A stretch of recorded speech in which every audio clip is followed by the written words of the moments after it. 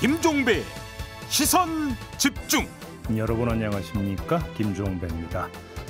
인터넷 극우 커뮤니티와 윤석열 대통령 탄핵 반대 집회장을 중심으로 부정선거 음모론, 중국 개입 음모론 등등 이 각종 음모론이 무분별하게 확산되고 있는데요. 오늘 토닥토담에서는 음모론이 퍼지는 이유는 무엇인지, 그리고 정치인들이 음모론을 어떻게 정치에 이용하고 있는지 자세히 짚어보겠습니다. 3월 22일 토요일 김종배의 시선집중, 광고 듣고 시작합니다.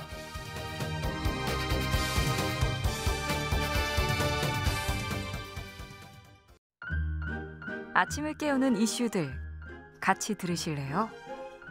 사람 냄새 나는 우리들의 이야기 토닥토담.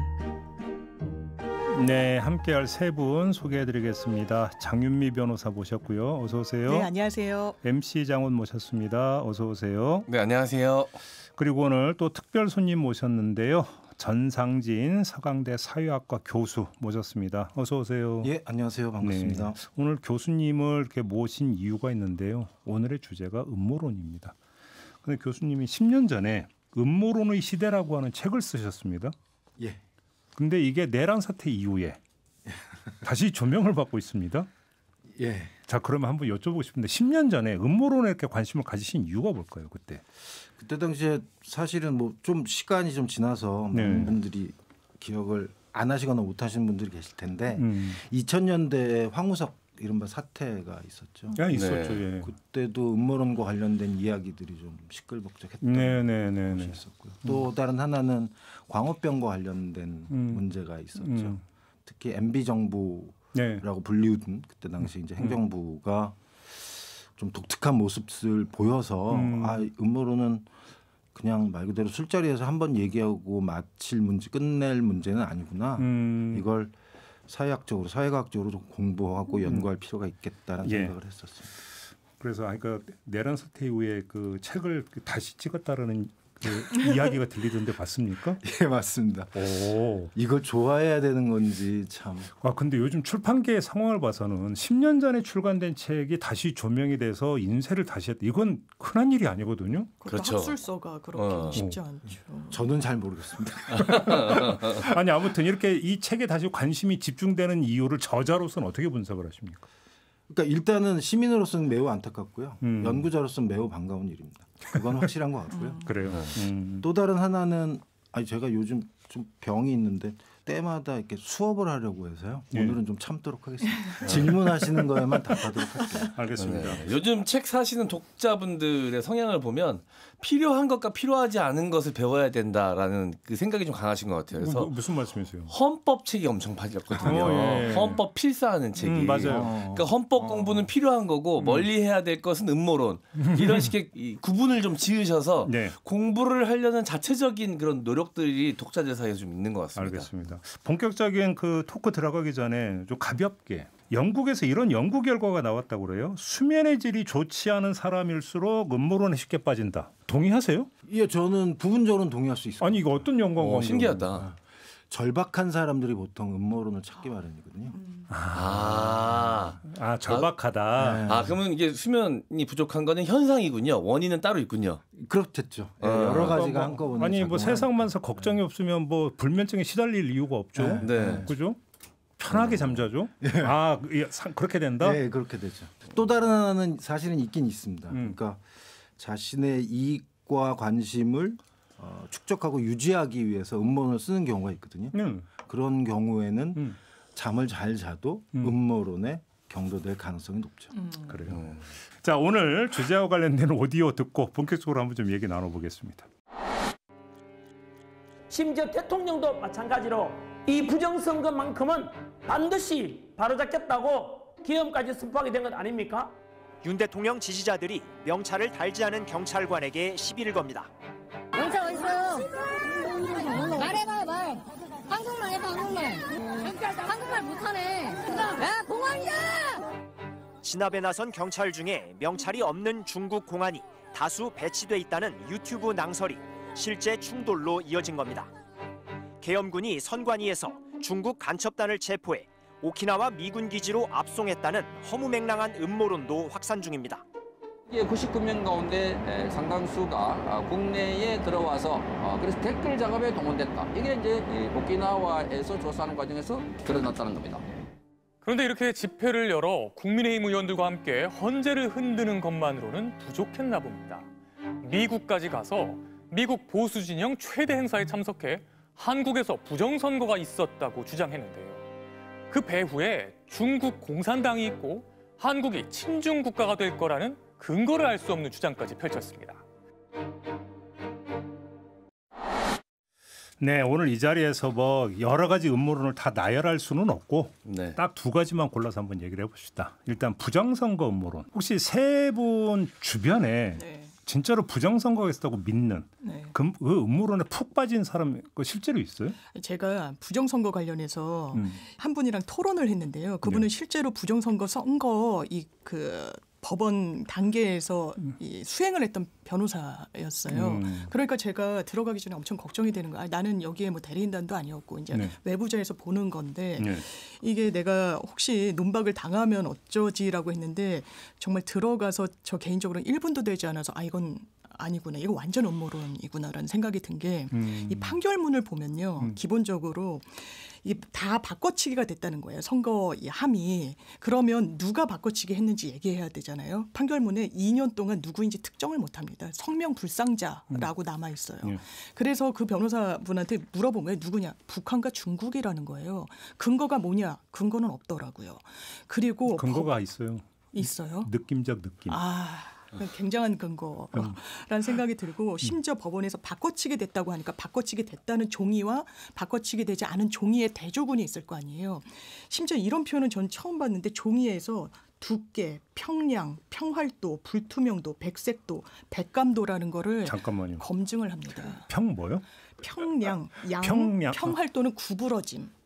그리고 백색도도 같은 흰 종이가 아니라 어떤 흰색이냐가 다 다르다는 거예요. 약간 미백기가 있느냐 없느냐. 예. 그걸 다 보고 이게 제지 회사가 2군데가 납품을 해요. 선관위에. 다 대조를 해봤는데 이거는 바꿔치기 됐다는 근거가 아닌데 그럼에도 그럼 왜 이겼냐. 이긴 선거 부정선거라고 보시냐. 이를테면 국민의힘이. 그랬더니 부정선거 맞다는 거예요. 더 크게 이길 거 적게 이겼다고 얘기하는 거예요. 그래서 제가 깜짝 놀란 적이 있습니다. M장 주변에 혹시 있어요? 제 주변에는 없고 제가 이 부정선거론을 다시 또 들고 나와서 저 극우들이 주장한다는 걸 처음 알게 된 과정이 좀 재밌는데 저 아는 이제 지인 여자분이 계신데 소개팅을 하셨어요. 잘 만나다가 계엄이 터진 거예요. 그러면서 안 하던 정치 이야기를 좀 하게 된 거죠. 근데 그 남자분이 그 극우적인 성향이 있으셨던 분인 거예요. 그래서 이 여자분은 또 아니어서 나는 그런 생각 하시는 분이랑은 연락 못 한다라고 했더니 연락 안 하는 건 좋은데 이건 한번 봐라 하면서 유튜브 링크를 보냈는데 그게 부정선거를 이야기하는 유튜브 채널이었어요. 그래서 나한테 그 얘기를 하길래 저도 이런 이야기를 해 하고 들어가서 봤더니 너무 황당한 이야기를 하는 거예요. 일단 저는 이제 시사 방송을 좀 하니까 기본적으로 조금은 개표 시스템에 대해서 알잖아요. 우리나라는 전자개표기라는 개념 자체가 없거든요. 개수기하고 분류기가 있죠. 근데 전자개표기라는 표현을 계속 쓰면서 거기서 부정이 먼저 일어난다는 얘기를 하길래 처음에 저는 딱 듣자마자 이거 너무 말도 안 되는 얘기고 예전에 주장했던 부정선거 논리를 그대로 갖고 왔더라고요. 하나도 달라지지 않고 대법에서 판단까지 내려진 부분인데 그 얘기니까 잠깐 새길 빠지면 소개팅 얘기해서 실화인데 제 선배가 그 80년대 대학원 때 이제 요즘으로 하면 소개팅이죠. 했는데 갑자기 그 안기부원이 2명이 들이닥쳤어요. 그 자리에. 왜 그러냐면 그 이 선배가 이제 그 소개팅한 여성한테 이제 전두환 정권을 막 욕을 했대요. 근데 여성이 잠깐 화장실 간다고 해갖고 신고했나? 신고를 한 거예요. 실화입니까? 실화예요. 뿌락지는 아니었고. 이거 실화거든요. 어떻게 보면 정말 그 당시로는 뭐 시민으로서의 그걸 막 발휘한 신고의식에 투철했던. 교수님 주변에 혹시 안보의식이 엄청났네. 여자분이. 제주에는 그런 분이 계시겠죠. 근데 그럴 것 같으면 제가 말을 안 걸어요. 차단. 그래서 뭐 부정선거 음모론과 관련된 얘기를 시작하면 끝도 없기 때문에. 또 하나가 이제 중국 음모론이잖아요. 중국 개입 음모론. 이거 그 M장이 좀 정리 좀 해주세요. 중국 개입설이 처음 등장한 건 사실 얼마 그렇게 되진 않았습니다. 네. 이 계엄 내란 사태 이후에 이 중국 개입설 같은 것들이 좀 더 강화됐는데요. 사실 윤석열 대통령은 막강한 권력을 가진 사실 우리나라의 권력 1인자였지 않습니까? 네. 근데 그런 대통령이 뭔가 피해자였다라는 주장을 하기에는 논리가 좀 부족하고 근거가 부족했다라고 느꼈던 것 같습니다. 그러니까 뭔가 윤석열 대통령을 능가하는 거대 권력이 뒤에 숨어 있다라는 주장을 하고 싶었던 것 같아요. 그러면서 중국이 개입을 해서 우리나라 선거에도 영향을 미치고 있고 막대한 자금이 우리나라 기업이나 방송사들에게도 투입이 돼서 이 방송 내용을 중국 측에서 좌지우지하고 있다. 많은 분들이 알만한 그 제2방송국에도 사실 이제 중국 기업의 자본이 들어가 있긴 하거든요. 근데 그렇다고 해서 방송 내용을 좌지우지할 수는 없습니다. 그건 아마 드라마에 그 그렇습니다. 제작 투자했던 거 아닌가요? 맞습니다. 근데 그걸 가지고 이제 뉴스도 중국 측에서 좌지우지하면서 가짜 뉴스를 대한민국에 퍼뜨리고 있고 그런 식으로 중국이 개입을 하고 있다라는 이야기들이 이 구구 세력 내에서 마치 사실인 것처럼 퍼지고 있고요. 이게 불이 확 붙었던 게 이 선관위 연수원에 중국 간첩들이 잡혀 있다가 체포돼서 강제로 이제 북송이 됐다. 아니 강제로 이제 미국으로 쫓겨났다. 오키나와로 쫓겨났다라는 이야기가 마치 사실인 것처럼 퍼져서 이제 구구에 속하신 분들이 그 사실을 많이 믿고 있었는데 선관위에서 절대 사실이 아니다라고 아무리 이야기를 해도 그분들은 믿질 않습니다. 그리고 그걸 처음 주장했던 언론사와 유튜브 채널에 썼던 사진도 예전에 넘어오면 안 되는 선을 넘어왔던 중국 배 선원들을 체포했던 적이 있는데 그때 사진을 편집을 해서 이용한 것이었거든요.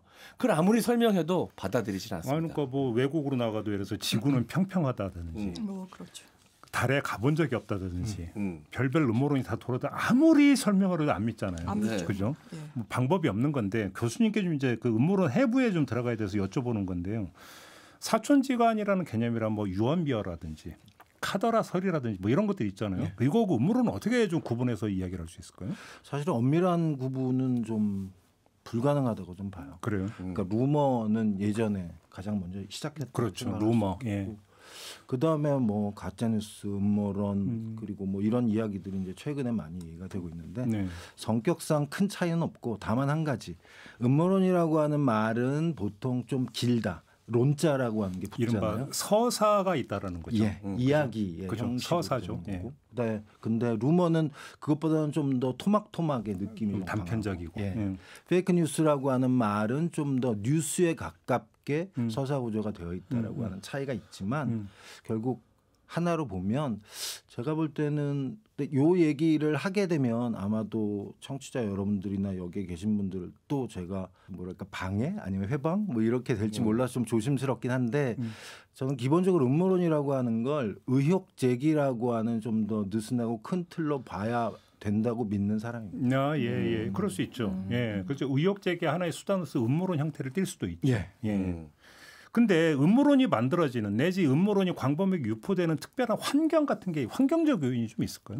예, 특별히 있죠. 특히 요즘 21세기형 음모론이라고 이야기할 수 있는 게 좀 있는데 네. 그건 아무래도 인터넷과 SNS의 발달이 음모론의 그 형식과 내용에 큰 영향을 미쳤다라고 보는 게 적절해 보입니다. 그 이유는 20세기, 19세기에도 사실 음모론이라고 하는 형식이 있었죠. 근데 그 경우에는 그거를 만들어내는 건 쉬울 수 있는데 유포하는 게 굉장히 어려웠어요. 왜? 방법이 별로 없잖아요. 프린트하고 등사해서 말 그대로 돌려야 된다라고 하는 거예요. 뉴스레터의 형식이랄지 아니면 구전으로 할지 뭐 그렇죠. 이런 게 있어서 그렇죠. 비용이 굉장히 많이 들고 힘들고 이런 것이 있는데 네. 21세기에는 이것이 굉장히 쉽잖아요. 유튜브를 활용해도 되고 SNS를 활용해도 되고. 그러니까 옛날에 원주로 따지면 서동요라든지, 네. 그렇죠. 그다음에 이제 그 조선시대는 이제 벽서라든지, 그죠? 뭐 형태로 놓고 보면 대자보도 역시 마찬가지. 그런 거죠. 근데 우리가 여기서 약간의 어떤 뭐 아이러니랄까 이런 거 보면 이제 그 고전적인 해석은 이런 거 있잖아요. 왜 음모론이 보지냐? 정보가 제한돼 있고 정보가 통제되기 때문이다. 보통 이제 이런 식으로 등식화해서 봤는데. 지금은 정반대 아닙니까? 정보가 범람하고 그냥 유통이 너무 신속하게 되고 뉴스가 매일같이 소비되는데 제가 교수님 책을 보다가 그러니까 음모론으로 치부했던 실체가 있어? 이를테면 정부가 선거에 개입해서 댓글을 달고 그러겠어? 라고 했는데 어느 순간 댓글 부대가 실제로 있었고 막 국정원에서 운영을 하고 그러면서 사람들이 설마 했는데 이것 봐라 이런 게 있다. 디도스 공격 이게 말이 돼? 라고 하다가 어머 이런 게 있네 라고 하면서 경험치를 좀 축적하면서 처음에 말도 되지 않는데 그게 계속 말이 되지 않음에도 불구하고 그걸 방증할 수 있는 근거가 없는데도 이것 봐라, 이거 맞을 수 있다. 그러면서 여러 이런 토픽에 대해서도 자기 확신을 더 갖게 되고 강력하게 좀 작동하는 게 아닌가. 그 영화가 있어요. 멜 깁슨이 주연했던 영화. 컨스피러시. 그러니까 택시 기사로 나오죠. 네. 뭐 말도 안 되는 헛소리 뻑뻑하고 뭐 음모론 막 펴는데 나중에 보니까 진실이 들어. 그 영화가 사실은 뭐 영화적으로는 좀 그렇게 큰 호평을 받지는 못했지만 음모론 연구자들 사이에서는 그래요? 어떤 전기를 보여주는 영화라는 평이 있어요. 그래요? 네. 냉장고에 자물쇠 잠궈놓던 장면 뭐 이런 것. 그러니까 지금 단매체 시대에 오히려 정보 유통의 폭이라든지 속도가 엄청 달라졌는데 오히려 음모론이 더 횡행을 한다. 이 현상을 어떻게 해석을 해야 되는 걸까요? 그러니까 정보라고 하는 관점에서 음모론을 정의하는 여러 가지 방식 중에 하나를 지금 우리가 얘기를 하는 것 같아요. 근데 저는 기본적으로 정보의 양과 관련돼서 음모론의 유행이라고 하는 것을 이렇게 연결시키는 건 조금 위태롭다라고 봅니다. 저는 오히려 제도에 대한 신뢰의 문제가 가장 크다라고 보는 게 제가 보기엔 좀 적절해 보여요. 제도에 대한 신뢰라는 거 좀 풀어주신다면. 제도를 불신하게 되면 음모론의 손을 뻗게 마련입니다. 음모론이라고 하는 말을 달리 표현을 하면 대안적 설명이에요. 그렇죠. 네, 맞아요. 공식적인 설명, 정부나 언론이나 과학계에서 이야기하는 바를 납득하지 못하는 사람들이 대안적 설명이 뭐가 있을까라고 하는 것을 찾아서 헤매이게 마련이죠. 그럴 때 우리는 이제 음모론이라고 하는 것에 손을 뻗게 마련. 된다라고 얘기할 수 있습니다. 그러니까 사실은 좀 냉정하게 따지고 들어가면 부정선거 음모론이 먼저 제기된 건 보수 쪽이 아니었어요. 진보 쪽이었죠. 자, 그러면 그때 당시에 그 환경을 보면은 진보 진영이 계속 연달아 선거에서 패배를 하고 나서 부정선거 음모론이 나오기 시작을 했어요. 그리고 나서 이제 뭐 박근혜 탄핵이 있었고 그러면서 어떤 그 이제 진보 진영이 연전연승을 하고 이러다 보니까 이제 보수 진영에서 부정선거 음모론이 또 나오기 시작을 했거든요. 이렇게 놓고 본다면 자기가 어떤 직면하고 있고 목도하고 있는 현실 세계를 인정을 못하는 여기서부터 시작이 되는 것 같아요. 그러니까 이게 맞습니다. 그래서 교수님 책에 보면 사회적 고통에서 비롯된다는 표현이 제가 되게 마음에 와닿았어요. 사회적 고통. 변호사님께서 진짜로 읽으셨네요. 찐으로 읽었어요. 저는 아직 읽지 못했는데 방금 왔다라는 생각이 좀 든 게 지금 많은 국민들이 사회적 고통을 좀 겪고 있는 것 같거든요. 이게 현재 선거가 나오지 않으면서 많은 분들이 굉장히 고통스러워하고 있는데 소위 이제 밭글이라고 표시가 되죠. 지라시. 하루에도 수백 개가 옵니다, 진짜. 와, 이 확인되지 않은 수많은 이야기가 쏟아지는데 전혀 정반대의 이야기도 동시에 유통되기도 해요. 그 얘기는 그만큼 지금 많은 사람들이 현재 탄핵 선고가 나지 않으니까 괴롭구나. 지금 이 생각이 퍼뜩 드네요. 그러니까 조금 전에 중요한 키워드가 나왔다고 보는데 지금 사람들이 거기서 원하는 게 정보가 아니라 정보를 주면 내가 그러니까 판단을 헛개가 아니라 설명을 요구를 하는 거죠. 이거 그래서 음모론은 서사라고 이야기하는 게 바로 거기서 나오는 거예요. 규정을 해달라, 단정을 해달라. 이게 이제 가장 중요한 것 같아요. 음모론에 있어서.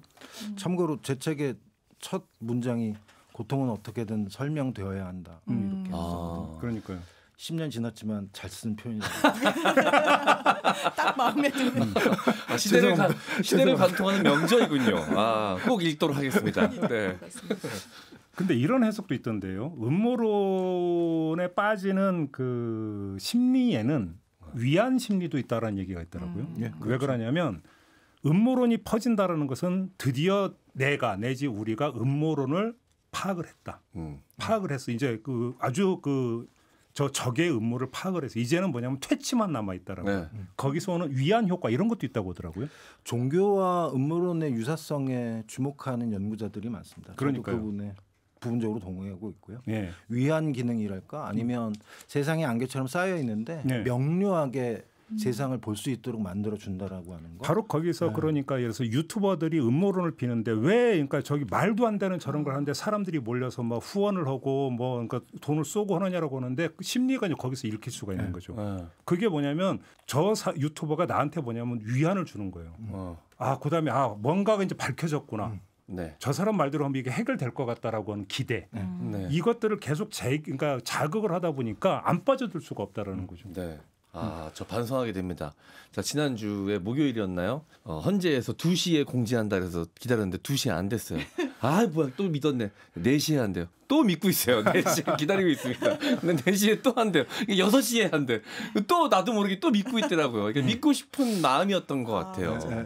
그러니까 그 선거 저기 헌재 같은 경우는 이미 다 나왔잖아요. 평의가 되는 동안은 그 누구도 모른다. 네. 재판관 외에는. 그거 알면서도. 그러니까요. 그럼에도 불구하고 여기도 이제 약간의 음모론이 있는 거죠. 그럼에도 불구하고 뭔가 백도어는 있을 거야. 백도어는 있을 거라고 하는 그 믿음에서부터 시작이 되는 이런 생각을 하게 되죠. 백도어에 대한 믿음 이게 음모론의 아주 전형적인 방식입니다. 그렇죠.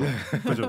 백도어가 중요한 거거든요. 뒷문이 있을 것이다. 네. 그러니까 항상 그래서 뒤에서 음모론은 항상 뒤에서 벌어지는 거거든요. 네. 음침한 곳에서 아무도 시선이 그러니까 닿지 않는 곳에서 벌어지는 거니까. 알겠습니다. 오늘 음모론에 대해서 좀 집중적으로 이야기를 하고 있는데요. 잠시 전하는 말씀 듣고 이야기 이어가도록 하겠습니다.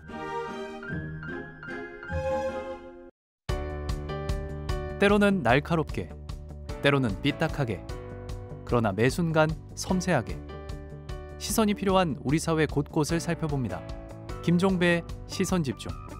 네, 김종배의 시선집중 토요일 코너 토닥토닥. 오늘은 음모론에 대해서 이야기 나누고 있는데요. 전상진 서강대 교수, 장윤미 변호사, MC 장원 세 분과 함께하고 있습니다. 앞서서 저희가 이제 그러니까 음모론의 두 가지 사례로 부정선거 음모론과 이제 뭐 중국 개입 음모론에 대해서 이제 잠깐 이야기를 했는데 사실 부정선거 음모론 같은 경우는 우리나라에서만 돌고 있는 음모론은 아니거든요. 어찌 본다면 세계적으로 참 많이 퍼지고 있고 많이 애용되는 음모론이 부정선거 음모론인데 여기는 뭔가 공통된 특성이 이런 게 있나요? 예전에 그 연구는 한 10여 년 정도 됐는데 미국의 정치학자 우친스키와 페런트라고 하는 양반이 뉴욕타임즈 독자 투고 편지를 100여 년 이상 걸쳐서 분석을 한 적이 있었어요. 독자 투고 편지를요? 오, 양이 어마어마했을 텐데. 네, 그렇습니다. 10,000여 통 정도 됐다고 얘기를 하고요. 그 중에서 이제 직접적인 분석의 대상이 됐던 건 400통 정도 되는 거였는데 그 얘기의 핵심은 뭐냐면 공화당 대통령이 되면 민주당 지지자인 것처럼 보이는 사람들이 음모론을 제기하는 편지를 많이 하고 반대로 민주당의 대통령이 되면 공화당 성향을 지닌 사람들이 그런 얘기를 하고 있더라. 결국 그 얘기는 선거가 자기네 마음대로 결과가 나오지 않았을 때 음모론이라고 하는 의혹 제기 수단을 동원한다라고 하는 거거든요. 그래서 우친스키와 페런트가 한 말이 음모론이라고 하는 건 선거 패배자를 위한 것이다 이런 식의 얘기를 했습니다. 그게 이제 아까 이제 우리 사회에서도 사실은 부정선거 음모론이 진보 진영에서도 나오고 보수 진영에서도 나왔다. 그럼 그 전에 선거가 뭐였느냐 이걸 보면 딱 들어간다는 얘기네요. 근데 그런 의미에서 보면 한국의 부정선거 음모론이 가지는 독특한 성격이 있는 것 같아요. 어떻게 해요? 첫 번째, 부정선거 음모론이라고 하는 것은 불과 6개월 아니면 4개월 전만 하더라도 많은 사람들이 웃으며 넘겼던 부분이에요. 그렇죠. 굉장히 짧은 기간 동안에 부정선거 음모론이 이렇게 확산됐다. 그건 왜 그럴까?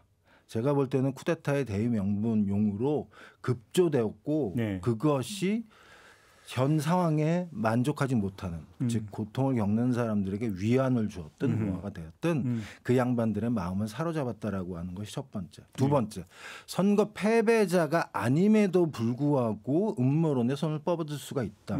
그 얘기는 우리가 느끼는 고통이라고 하는 건 선거 패배뿐만 아니라 정치적인 상황이 수세적인 위치에 몰아넣으면 고통을 느끼게 되고 그것에 손을 뻗치게 된다라고 하는 점.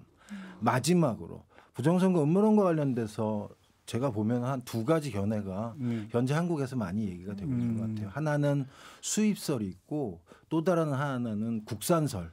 김종배 앵커님이 좀 전에 말씀하신 것이 일종의 국산설에 가까운 것일 수 있어요. 그러니까 이를테면 2000년대에 김어준 씨가 아니면 2010년대에 김어준 씨가 부정선거 음모를 했다. 근데 생각해 보면 제가 80년대 학번인데 1987년에 구로구청에서 그러니까 투표함 탈취 사건이라고 하는 것이 있었어요. 이제 부정개표 기억하시죠? 그때만 하더라도 부정선거라고 하는 부분과 관련돼서는 특히 학생들이나 아니면 정부의 비판 세력이었던 사람들은 언제나 있을 수 있거나 있다라고 하는 생각을 했다라고 하는 걸 우리가 놓치면 안 될 것 같아요. 그러니까 결국은 부정선거라고 하는 건 민주주의 제도가 느슨해지면 언제든지 다시금 훔치고 뛰쳐나올 수 있다라고 하는 걸 우리가 사실은 경계해야 된다라고 하는 점. 바로 그 점이죠. 부정선거 음모론이 대단히 심각하다고 보는 게 그건 뭐냐면 민주주의 절차에 대한 불신이 이제 깔려 있는 거거든요. 이게 이제 대단히 위협적이고 위험한 거죠. 파괴하는 거죠. 여기서 이제 조금 전에 이제 교수님이 말씀하셨는데 이제 그러니까 저기 인물은 얘기를 안 해서 제가 대놓고 윤석열 대통령 본인이 대국민 메시를 통해서 사실상의 부정선거 음모론을 제기를 했잖아요. 자, 그러면 이거는 조금 전에 교수님은 급조라고 하는 단어를 쓰셨는데 그러면 말 그대로 급조를 했다는 것은 정치적인 필요 때문에 만들어서 이야기했다는 뜻을 깔고 있는 건데 그런 걸까 아니면 윤석열 대통령이 정말 믿었던 걸까? 이거 일단 이건 좀 갈라야 될 것 같아요. 그것도 음모론 연구자들 내부에서 크게 두 파로 나누어집니다. 그래요? 하나는 신념형 음모론자가 있다. 또 다른 하나는 기회주의형 음모론자가 있다. 신념형이라고 하는 건 진짜로 믿어버리는 거예요. 진짜로 완전히 믿어버리는 거예요. 기회주의형은 기회주의적인 판단에 따라서 이용하는 거죠. 그래서 도구로 음모론을 활용하는 것이다. 근데 보통 보면 윤 대통령이 주술에 또 그 부인이 주술에 매우 심취했다라고 하는 것은 알잖아요. 주술의 특성을 기성 종교와 비교할 때 저는 여기에 있다고 생각합니다. 기성 종교는 신자들이 원하는 방식으로 종교가 답을 내주는 게 없다라고 얘기할 수는 없지만 힘들어요. 하지만 주술은 이쪽 점집에 가서 손꼽을 보고 마음에 안 들면 다른 데 가잖아요. 그 얘기는 기회주의형으로 자신에게 유리한 해석을 듣고 싶어 하는 사람들이 주술에 좀 더 심취해 있다라고 하는 생각을 저는 갖고 있거든요. 그런 의미에서 보게 되면 저는 기회주의적 혹은 주술형 음모론자에 가깝지 않을까. 그래서 저는 부정선거 음모론을 진짜 믿기보다는 자신의 이익과 관심과 돈과 권력을 더 믿는 분들이 아닐까라는 생각을 그러면 합니다. 예를 들어서 황교안 전 총리라든지 민경욱 전 의원이라든지 이런 분들의 케이스는 어디에 해당이 된다고 보세요? 사실은 저는 나름대로 판단이 있긴 있는데요. 그러니까 좀 간단하게 말씀드리면 이럴 것 같아요. 그 양반들이 지금 이 시점에서 부정선거 음모론에 대한 자신의 주장을 철회하면 뭐가 남을 수 있을까요? 근데 이제 그 두 사람의 공통점도 황교안 전 총리는 미래통합당 대표로서 총선을 이끌었다가 패배를 한. 그 뒤에 이제 부정선거 음모론 집중적으로 제기를 했고 민경욱 그 전 의원 같은 경우도 마찬가지로 선거에서 패배했죠. 선거에서 패배한 후에 집중적으로 제기를 했고 결국은 어떤 그 궤적은 거의 비슷하지 않느냐. 좀 이렇게 봐야 되는 거 아니겠어요? 그렇죠. 이걸 용납할 수 없으니까 그 자기 합리화할 때 그 끝에 이건 선거 자체가 잘못된 거다. 내가 잘못했기 때문이 아니다. 유권자 선택은 당연히 내가 받아야 되는데 우리 당이 받아야 되는데 그 결과가 나온 거는 왜곡된 거다. 잘못된 거다. 선거함을 탈취당한 거다. 거기엔 북한 중국이 개입했다. 아 진짜 저는 일반인이 아니라 정치 지도자와 정치인들이 이런 식의 이야기를 하는 게 대단히 부적절하다는 생각이 듭니다. 근데 조금 전에 교수님이 말씀하셨던 신념형이 있고 기회주의형이 있다고 했잖아요. 이거를 이렇게 바꿔서도 얘기를 할 수 있을 것 같은데 제가 몇 년 전에 이제 지금은 없어진 그 코너 청기누설을 할 때 책을 그 내용을 소개드리면서 말씀드린 게 있어요. 이제 그게 이제 이건 책 제목이에요. 개소리에 대하여라고 하는 번역서가 있었어요. 해리 프랑크푸르트. 예, 맞아요. 거기서 보면은 개소리와 거짓말은 근본적으로 성격이 다르다고 얘기를 하거든요. 거짓말은 진실이 뭔지를 아는데 남을 속이려고 그걸 비틀어서 거짓을 말하는 게 거짓말이고 개소리는 진실이 뭔지는 관심이 없고 그냥 내가 꽂히는 게 내가 꽂힌 게 그냥 말 그대로 느낌적 느낌이 진실이라고 그냥 얘기하는 거. 요걸 개소리라고 이제 불시시라고 이렇게 표현하는데 어쩌면 신념형 음모론이라고 하는 것은 이 바로 개소리 범주 여기에 들어간다고 볼 수 있는 거 아닌가요? 저는 조금 다른 생각. 사실 짠 거 아닌데 김종민 선생님 제가 오늘 처음 뵙는데 제가 요즘 가장 고민하고 있는 바로 그 지점을 터치를 해주셔서 저는 기본적으로 기회주의형 음모론자의 내부에 하나는 거짓말형이 있는 거죠. 또 다른 하나는 개소리형. 오히려 그 범주에 기회주의형으로 저는 봐야 되는 거. 그러니까 개소리꾼들의 가장 중요한 특성은 그러니까 영어로 얘기하면 불시터니까 우리말로 번역을 하면 개소리꾼입니다. 뭐 실제로 그 번역서에도 개소리꾼이라고 하는 얘기가 나오고 있고요. 개소리꾼의 가장 중요한 특성은 진실이 있는지 없는지에 전혀 무관한 거예요. 완전히 무관심한 거예요. 그렇죠. 오직 중요한 건 자신의 유불리인 거죠. 사익을 얻을 수 있느냐 없느냐. 신념형은 그런 부분에서는 조금 거리를 둘 수밖에 없고 그렇죠. 중요한 건 신념이니까. 그러니까 제 주장은 기회주의형 내부에 한쪽은 거짓말형과 개소리꾼형 이렇게 두 가지를 나눠야 되지 않을까. 아무튼 이제 그 책의 저자의 마지막 문장이 저는 너무나 강렬했는데 진정성도 개소리다. 왜 그러면 진정성은 자기 본의의 얘기거든요. 내가 진정을 그렇게 믿어. 그러니까 이건 진실이야가 개소리라는 거죠. 왜 그럼 네 진정성이지. 너무 주관적이니까. 당신 진정성이지. 그게 뭐가 중요한데 이런 얘기가 되는 거거든요.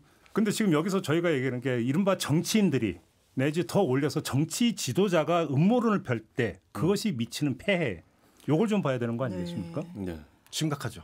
그러니까 일단 음모론이라고 하는 건 사회적 진공 상태 혹은 무중력 상태에서 나오는 게 아니에요. 사회적으로 공기가 가득 차 있고 중력 상태, 즉 기존의 사회가 지금까지 발전해 오잖아요. 근데 모든 사회는 나름대로 어떤 부정적인 것, 나쁜 것들을 특정 집단들, 특히 소수 집단들에게 몰아넣는 경우가 많아요. 그래서 그 사람들을 단죄하고 속죄양으로 삼아서 공동체의 단합을 위해서 노력하는 경우가 많거든요. 근데 지도자가 만약에 음모론을 가지고 큰 소리를 하기 시작하면 보통 보면 그 음모론의 빌런은 그런 소수자 집단일 가능성이 많습니다. 이를테면 유럽, 미국 같은 경우에 유대인 아니면 가까운 일본 같은 경우에 자이니치 즉 제1조선인 이런 양반들이 아주 과거부터 말 그대로 소수자 집단으로서 공동체의 어떤 정화를 위해서 역할을 했잖아요. 근데 음모론을 가지고 공격을 하게 되면 그런 사람들을 공격하게 되는 경우가 그렇죠. 그렇죠. 그렇게 되면 민주주의의 기반 구조가 파괴될 수밖에 없고 실제로 음모론 때문에 고통을 겪는 사람들이 많이 생길 수 있다는 점도 굉장히 우려할 만한 거죠. 저는 말씀 들으면서 또 생각이 들었던 게 이런 식의 또 정보를 유통하는 거예요. 그러니까 대통령이 뭐 부정선거나 이렇게 좀 합리적 근거가 없는 이야기를 하면 그 근거로 대통령이라는 점을 드는 거예요. 이를테면 대통령은 권력기관을 희화해하고 정보기관으로부터 정보를 듣고 정보 접근성이 그 대한민국의 누구보다도 접근성이 용이한데 이런 사람이 이야기하는 거 일단 믿어야 된다. 그러면서 유통이 싹 되는 거예요. 그게 이제 그 이제 권위에 의한 논증이라고 그러고 인물 논증이라도 하는 거. 막 유치원생이 막 싸우는데 이거 그거 어떻게 하는데 우리 엄마가 얘기했어 이런. 그러면 뭐 다 이기는 거죠. 그런 거죠. 그게 이제 거기서 나오는 이제 폐해가 심각해질 수 있는 게 바로 그거죠. 대통령이 그러는데 어떻게 안 믿을 수 있느냐. 그렇죠. 그러니까 요즘 그게 가장 좀 답답한 지점인데 대통령뿐만 아니라 여당의 국회의원이라는 사람들이 아무런 필터링 없이 이 음모론을 받아서 집회 현장에 나타나서 무대 위에서 이야기를 합니다. 그럼 그걸 믿는 사람들한테는 이건 뭐 의심의 여지 없이 견고해지는 거거든요. 대통령도 얘기하고 우리나라의 국회의원이라는 사람들도 다 얘기하는데 부정선거 어떻게 네가 그걸 안 믿을 수 있니? 이 논리로 나오니까. 모른다고. 같은 맥락에서 언론의 역할도 매우 중요하다고 얘기할 수 있겠죠. 그렇죠. 언론에서 보도가 되면 마치 공인된 사실이거나 합리적인 의심인 것처럼 보여서. 그러니까 저는 그래서 이제 오히려 언론의 보도 기능도 중요한데 보도의 이제 한 갈래인 검증 기능이 되게 중요하다고 보는 게 바로 어떤 SNS 이런 걸 통해서 음모론이 막 유통이 될 때 제가 볼 땐 그걸 제어할 수 있는 방법이 사실 거의 없거든요. 저희가 어제 이제 언론 어때라는 코너에서 그래서 이제 유튜브 공간에서 퍼지고 있는 부정선거 음모론을 구글이 제어를 해야 되느냐 말아야 되느냐. 까딱하면 검열로 갈 수 있는데 어떻게 할 것이냐. 이 문제가 사실은 난제거든요. 그 얘기를 잠깐 한 적이 있는데 가장 좋은 건 사실은 자율 정화되는 게 제일 좋은 거잖아요. 따지고 보면.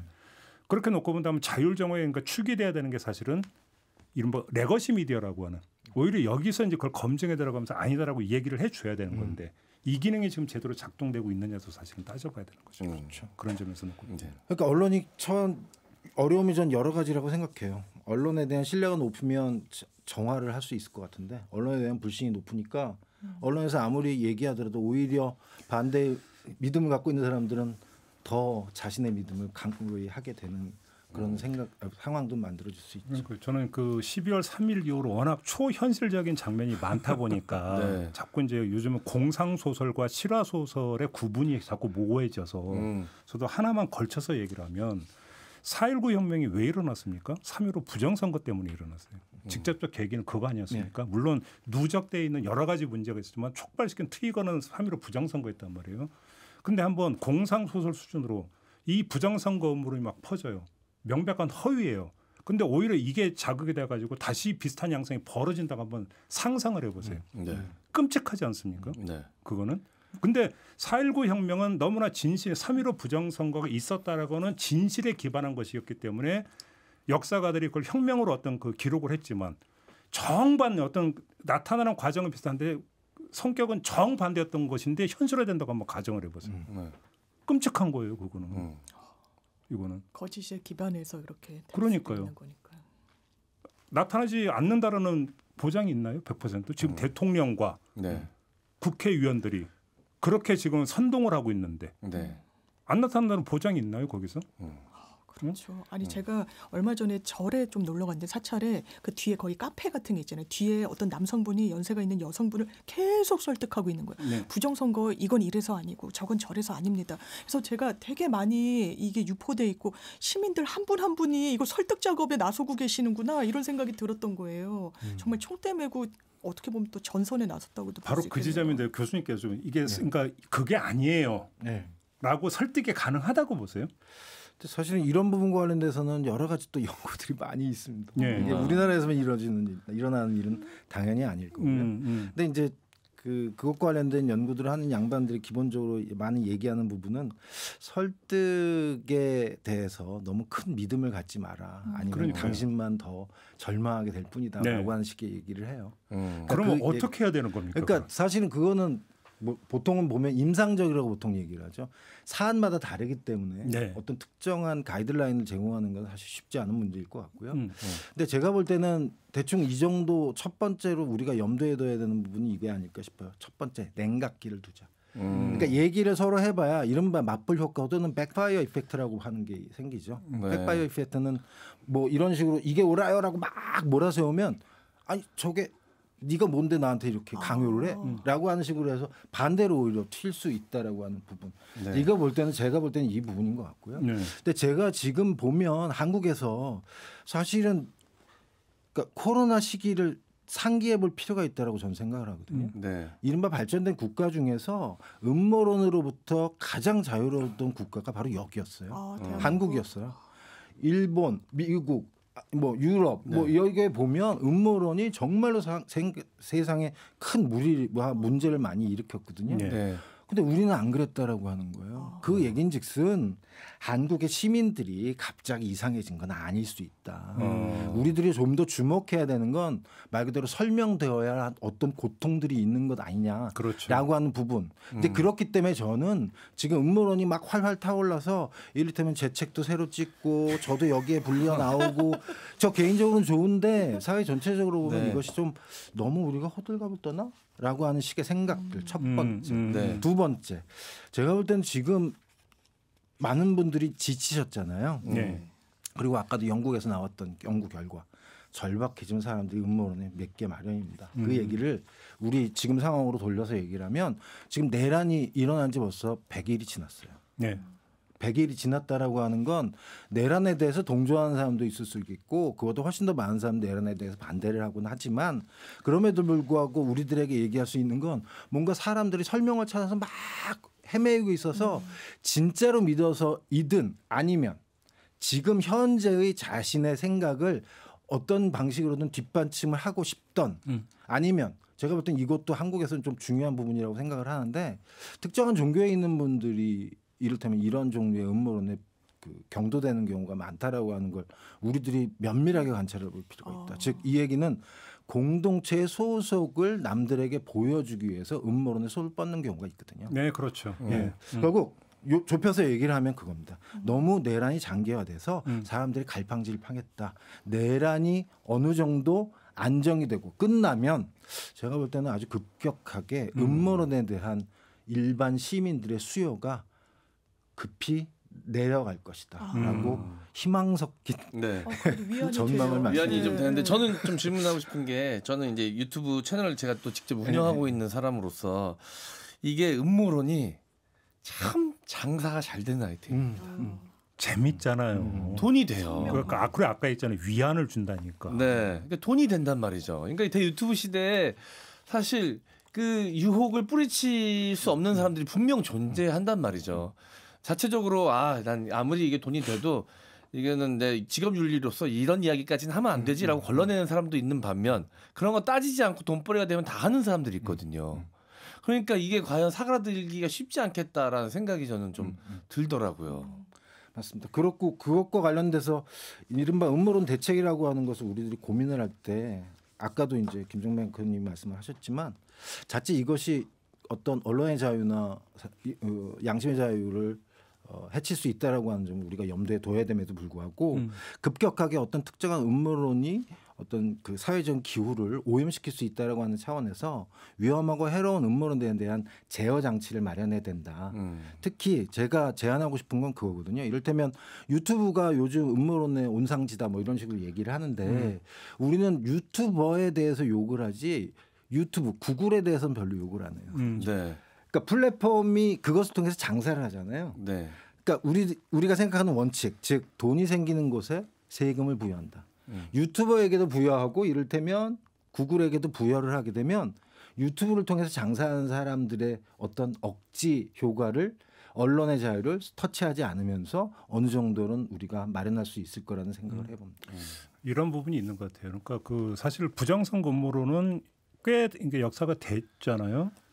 그런데 그동안 이렇게 사회적으로 크게까지 문제는 되지를 않았어요. 왜? 그냥 구석으로 밀어놓고 그래 떠드세요. 우리 신경 안 쓸래요 해도 됐었던 거죠. 네. 그때는 그냥 고립하고 격리하면 정치 사회에 미치는 영향은 제한적이기 때문에 괜찮았다라는 거죠. 근데 이것이 정치인들이 거기에 이제 가담에 들어가고 대통령까지 가담에 들어가고 스피커 역할을 하는 순간에 이것은 주류 영역으로 이제 끌려 나오면서 엄청난 어떤 이제 파장력을 갖는 게 문제인데 이게 부정선거 음모론만이 아니라 어떤 혐오 정서라든지 이런 것도 사실은 메커니즘에 같잖아요. 네. 어느 사회나 특정 집단이나 이들을 향한 혐오 내지 증오의 정서는 가지고 있고 배척하는 움직임들도 있어요. 근데 이게 한 나라에서 큰 문제가 되는 것은 그것을 정치적으로 이용할 때잖아요. 사실은. 이렇게 놓고 본다면 음모론 그 자체도 문제이지만 그거보다 더 문제는 그걸 정치적으로 이용을 하는 이게 본질적인 문제다. 이렇게 봐야 되는 거 아니겠어요? 네. 동의합니다. 전적으로 동의합니다. 그러니까요. 이렇게 놓고 본다면 결국은 자신의 정치적 유불리에 따라서 그다음에 정치적 유불리의 상황을 역전시키기 위해서 아까 얘기했던 기회주의적 음모론자들이 문제인 거죠. 네. 이것들을 이용하려고 하는 것. 이것이 가장 해악적이다. 이렇게 봐야 되는 거예요. 덧붙여서 말씀드리면 그 한국 정치의 특이성 사실은 이건 한국뿐만 아니라 전 세계적으로 많이 유행하고 있는데요. 보통 보면 특정한 정치 세력이나 정당이 어떤 구체적인 프로그램을 가지고 요즘 정치하는 사람들 저쪽에 별로 없어요. 네. 특히나 한국 같은 경우에 집권 여당 같은 경우에 프로그램을 보면 뭐가 있죠? 제가 머리가 나빠서 그런가? 떠오르는 게 없어요. 유일한 게 이거예요. 뭐 이를테면 작년 12월 말에 탄핵소추가 통과가 되고 나서 국힘당에서 프랜카드 걸었잖아요. 그 프랜카드 그거였잖아요. 그래도 이재명은 안 된다. 아니 어떻게 정당이 자신의 정당 로고를 박아서 현수막을 거는데 누구는 안 된다. 결국 한국 정치의 큰 주류는 안티 팬덤 정치가 되었다라고 생각해요. 그렇죠. 안티 팬덤 정치의 핵심은 우리들이 어떤 프로그램을 가지고 여러분들에게 이렇게 지지를 설득하는 것이 아니라 당신들이 미워하고 증오하고 악마시하는 사람들을 우리가 대신 사냥해 줄게. 이게 지금 제가 볼 때는 박근혜 대통령 시기에도 이 정도는 아니었거든요. 그랬던 것 같아요. 그다음에 MB 같은 경우도 저는 굉장히 좀 부정적으로 보지만 이 정도는 아니었어요. 나름대로 프로그램이 있었어요. 당신들 부자 만들어줄게. 이를테면 이런 것들이 있었거든요. 근데 제가 볼 때는 윤석열 대통령 이후에는 없어요. 안티 팬덤 정치만 남았다. 안티 팬덤 정치는 누군가를 증오하는 사람들에게 수단과 대의 명분을 제공해주기 때문에 음모론을 굉장히 키우는데 아주 최적의 토양을 제공한다 이렇게 얘기할 수 있습니다. 그 말씀이 맞는 것 같은 게 예를 들어서 그 정치적 양극화라고 하는 게 정책을 둘러싼 양극화가 있고 정서적 양극화가 있잖아요. 그러니까 정책을 둘러싼 양극화는 오히려 극심했던 시대가 이데올로기 시대예요. 오히려. 네. 그죠? 그렇지 않습니까? 그런데 그 이데올로기 시대의 정책의 방향과 색깔 노선을 가지고 막 싸울 때 지금과 같이 극단적 대립 양상으로는 나타나질 않았어요. 오히려 사적 영역에서는 교류를 하고 서로 인간적으로 만나고 하는 게 있었는데 오히려 이런 것들이 빠져버리면서 정서적 양극화가 심해져 버리면 이제 상종도 안 해버리는. 그렇죠. 여기서 이제 완전히 곰팡이처럼 피어오르는 것 중에 하나가 이제 음모론인 거죠. 이런 부분에 있어서 그게 그 문제가 좀 심각한 것 같은데. 결국은 아까 말씀드린 대로 이제 정치권에서 어떻게 이용하느냐 마느냐 이 부분에서 이제 가져와서 관건적인 요소는 저는 거기에 있다고 보는 거고요. 마지막으로 한번 여쭤보고 싶은 게 누군가가 와서 만약에 교수님한테 부정선거 음모론을 설파하려고 한다. 그러면 교수님은 어떻게 대처하시겠습니까? 예, 안녕하세요. 끝. 안녕히 가세요. 말을 섞지 않는다. 아, 그래요? 그게 가장 현명한 대처법이라고 생각하십니까? 말을 그러니까 설득될 수 있는 게 아니거든요. 이건 일종의 종교적 믿음과 비슷해요. 종교적 믿음을 제가 동의하지 않는다고 말로 누군가를 설득한다. 이건 불가능한 미션이죠. 네, 우리 장윤 변호사님은 원하지 않더라도 방송이나 이런 데서 토론을 해야 되는 경우가 있잖아요. 그래서 아주 가슴이 철렁 내려앉았습니다. 이렇게 변론을 폈단 말이야? 이런 느낌으로요. 그러면 정말 사회가 건강해져. 근데 이게 내 의지로 차단이 가능한 사람이 그런다면 괜찮겠지만 피할 수 없는 사람들, 가족, 연인, 뭐 이런 피할 수 없는 사람들이 그 음모론에 빠져 있다 그러면 그건 또 골치 아프거든요. 골치 아프죠. 신고 안 당한 걸 다행스럽게 여기. 가족끼리 신고를 한다고요? 아니 연인 얘기했거든요. 연인. 참 어려워. 그래서 바로 이게 사적인 영역에까지 지금 스며들어 있다는 게 진짜 큰 문제인 것 같아요. 미국 연구를 보면은 몇 년 전에는 예를 들어서 정책 입장이 다른 사람이 뭐 하고 결혼할 수 있느냐, 뭐 사돈 맺을 수 있냐면 비율이 몇 %? 최근에 와서는 훨씬 줄어들었다. 맞습니다. 이게 얼마나 좀 심각한 우리나라에서만 나타나는 현상도 아니다 사실은. 오늘 이야기는 좀 이렇게 마무리해야 될 것 같습니다. 어떻게 교수님 즐거운 시간이셨습니까? 예, 즐거웠습니다. 고맙습니다. 두 분도 수고하셨고요. 김종배의 시선 집중 오늘 준비한 이야기는 여기까지입니다. 물러가고요. 내일 아침에 다시 인사드리겠습니다. 고맙습니다.